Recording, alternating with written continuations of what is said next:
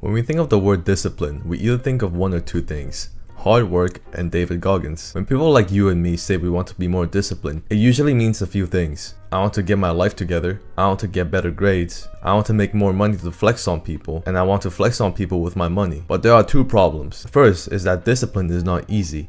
If it was, then everyone would have six-packs and would be driving around with Lamborghinis and Bugattis. The other problem is that we think that a random motivational TikTok at 3 AM in the morning is going to get us to be disciplined the next day. But we know damn well that we're hitting that snooze button as soon as that 5 AM alarm clock goes off that we set for ourselves. So how do we actually become disciplined? But before we actually know how to be disciplined, we first have to understand why it's so hard to be disciplined in the first place, and why we choose to play video games and doom scroll instead of getting our life together. First, we need to ask ourselves this one question: why do you want to be disciplined? Well, it's probably because you have a goal you want to achieve, but forcing yourself to do the necessary work is a struggle for you. But why is that? Well, because every single technological advancement in our modern society has conditioned our brain to crave comfort and avoid any discomfort, which makes being disciplined so much harder. For example, are you feeling hungry but got no food in your fridge? Well, you can get McDonald's in 5 minutes with a few clicks on your phone. Want a feeling of progress in life but you don't want to put in the work? Well, you have video games. Want a feeling of love but scared to talk to women? Well, you've got the incognito tab. So, how do we actually become disciplined when everything seems to be against us, including our own brain? Well, let's go to the concept of video games, as I think this will help you understand more in what I'm going to say next. In some RPG video games, everyone starts at level 0, and there are skills you need to level up in order to get stronger and fight harder bosses. In order to level up these skills, you need experience. This means sitting on our bums all day constantly slaying level 2 goblins to grind for XP. Discipline is much like leveling up a skill in a video game. No one is born with discipline, and everyone starts at level 0, unless real life was made by EA and you get the option to pay $100 to unlock discipline level 100. But anyways, there is actually a way you can level up your discipline in real life, which is you need to face some sort of resistance and force yourself to do the work that you don't want to do. Every time you don't want to do something, that is an opportunity to level up your discipline skill. Think of it as a goblin spawning and it's your chance to kill it and level up. For example, you get a thought that you should do homework but you don't want to do it. That is the same as a goblin spawning in front of you in a video game.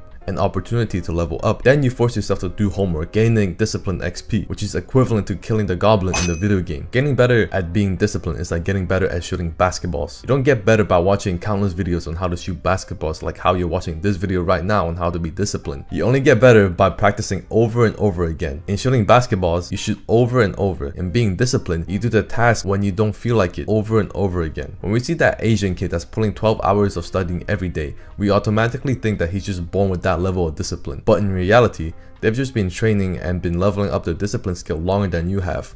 And also having the possibility of no dinner for a week if they return home with 1B on their transcript. If you still think that Asians are still genetically gifted to be smart and discipline cannot be improved, well, I'm gonna put some nerd glasses on and get a little bit sciencey here. There is a part in our brain called the anterior mid-cingulate cortex. I'm calling it the AMCC. It essentially controls your willpower. And willpower is basically a person's ability to control their own actions in order to pursue long-term goals, aka discipline. Our study found that obese people had smaller AMCCs in their brain and fit people had larger AMCCs. This means that you can actually grow your AMCC. So how do you grow it? Well, it's simple. Just like how you level up your discipline, you do things that you don't want to do.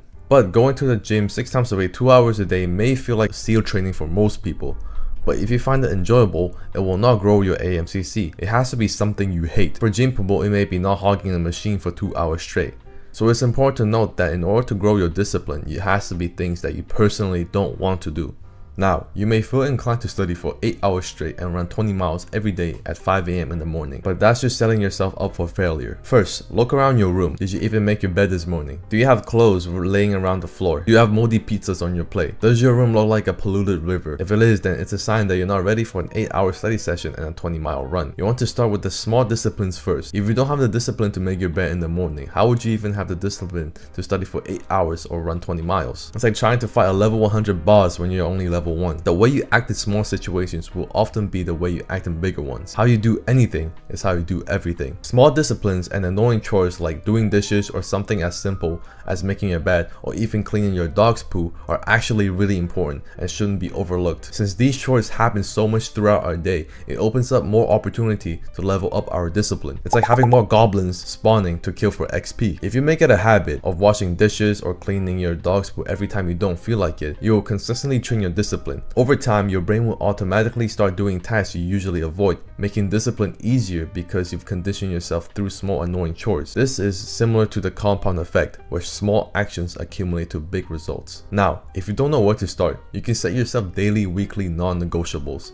These are minimums that you're going to do every single day. For example, the non-negotiables I have for myself are to work out at least 4 times a week and do at least 3 hours of deep work every day. I don't like working out or scripting videos, which is a part of my deep work. But by setting these non-negotiables, I'm constantly training my discipline and I'm always moving towards my goals. But you want to start small and make the non-negotiables reasonable so you can almost stick to it every day. Eventually, when these become easy, just add more to the non-negotiables. Some people may think that discipline is an act of pulling yourself through constant discomfort and torture for the rest of your life. While it may seem like it, but it can also be seen as an act of self-love. If you love yourself and really truly respect yourself, you won't do things that are harmful for yourself, like eating that bag of chips that's made with ingredients from the periodic table, or grabbing lotion and going on incognito to fry your dopamine receptors with adult content. If you really loved yourself, you would instead do things that your future self can be proud of. You will never regret doing the hard tasks, but will always regret not doing it. Think about it. When have you ever went, damn, I wish I didn't do my homework. I wish I procrastinated instead. Really,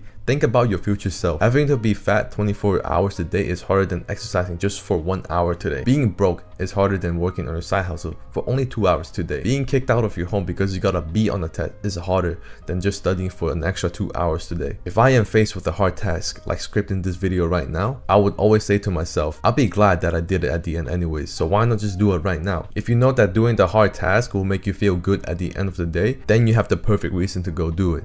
But now, let's imagine your morning is like a breakfast buffet. You start with a bowl of plain oatmeal. It's alright, a bit bland, but it tastes good enough for you. Then you spot a stack of pancakes drenched in syrup and decide to dig in. They're delicious and your taste buds just wants more of it. But now the oatmeal seems more bland and more boring, and suddenly you can't imagine going back to the oatmeal because the pancakes just taste better. This scenario is a lot like starting your morning by scrolling through TikTok instead of tackling something hard and productive like studying or running. TikTok is a stack of syrupy pancakes. If the pancakes didn't exist, you'll probably stick with the oatmeal and still find it tasty since there's nothing better to compare it to. But once you've tasted the pancakes, the oatmeal just doesn't cut it anymore. So it's important that we do hard things first thing in the morning when we wake up. If you scroll on TikTok before you study, you won't want to study anymore because TikTok is already more fun and stimulating compared to studying. That's why some people wake up so early to go for a run, because running and waking up early is hard and it sucks. But they know that they're setting themselves to do more hard work for the rest of the day. It's like building up your tolerance for hard tasks. If you can survive a hard morning run,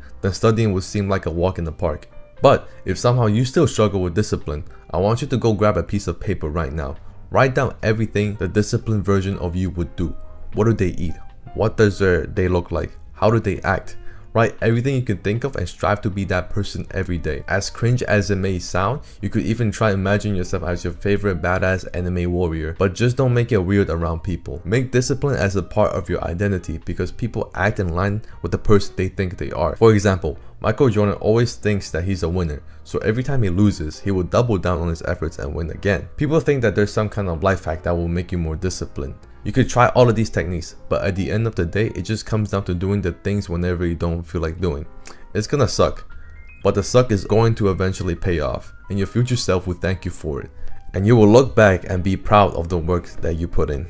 Anyways, I hope that this video has helped. Subscribe if you learned something new.